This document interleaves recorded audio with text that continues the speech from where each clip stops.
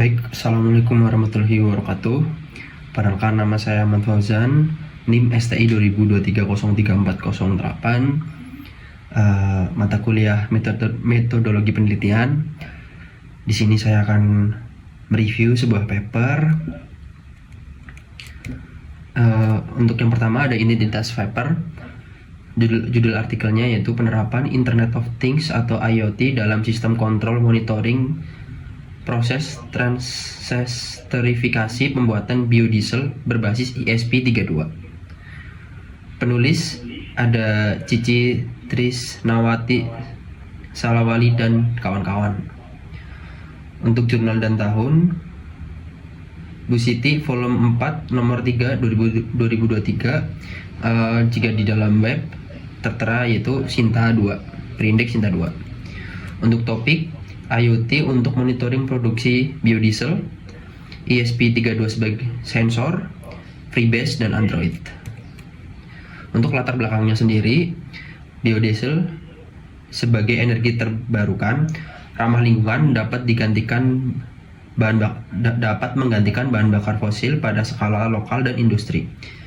Kebutuhan pengawas proses transesterifikasi memerlukan kontrol suhu, waktu, dan kecepatan mengaduk untuk kualitas produk. Limitasi monitoring manual, rentan kesalahan, tidak efisien, dan sulit untuk pemantauan jarak jauh. Peran IoT, monitoring secara real time, akses jarak jauh, data historis untuk analisis proses. Rumusan masalah dan tujuan. Untuk rumusan masalahnya, yang pertama ada bagaimana menerapkan IoT dalam proses produksi biodiesel. Yang kedua, bagaimana melakukan monitoring secara real time melalui smartphone. Tujuannya, membangun sistem monitoring berbasis ESP32. Yang kedua, menampilkan data suhu, waktu, dan kecepatan motor secara real time. Yang ketiga, mempermudah pengawasan produksi biodiesel. Untuk metode penelitian dan tahapan, hardware, design and prototype circuit, terus ke software development, embedded firmware, terus ada integration connect ESP32 dan with PT 100, Freebase implement cloud data storage, Android application, build modular application. Setiap langkah diuji secara bertahap, mulai dari prototipe hardware hingga validasi data sensor pada aplikasi. Untuk arsitektur sistem IoT stack, yang pertama komponen utama ada ESP32, sensor suhu PT 100, terus ada motor pengaduk, ada Freebase, ada aplikasi Android dan internet. Untuk alur sistem, sensor itu langsung ke ESP32, pengelolaan, terus ke Freebase, penyimpanan dan sinkron, lalu ke smartphone.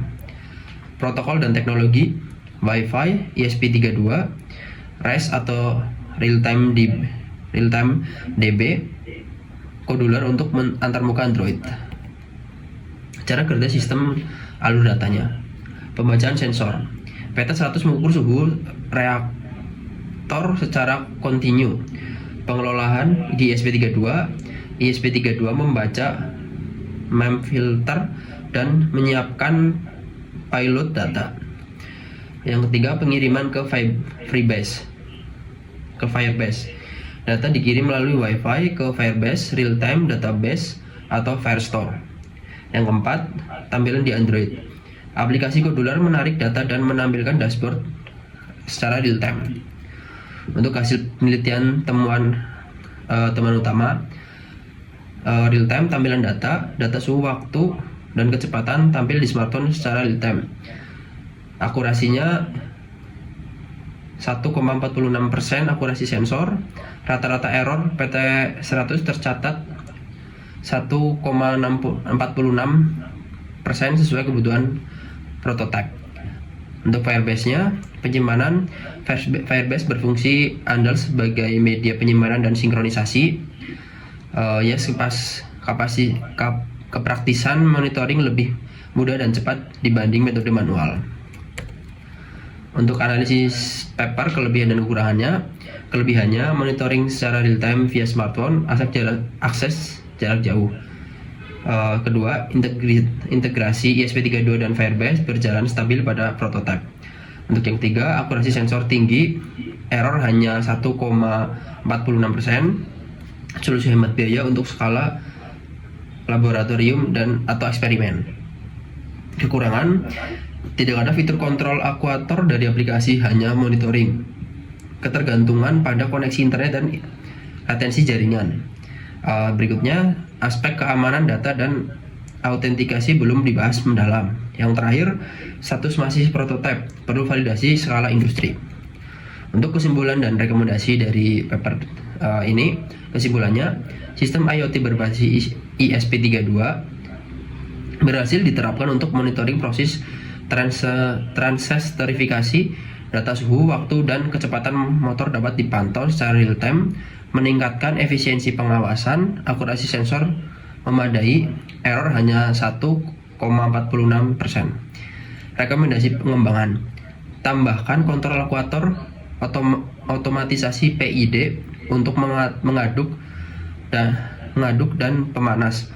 Yang kedua, implementasi fitur keamanan, enskripsi, autentifikasi, dan audio log. Yang ketiga, dashboard web untuk analistik historis dan notifikasi pintar.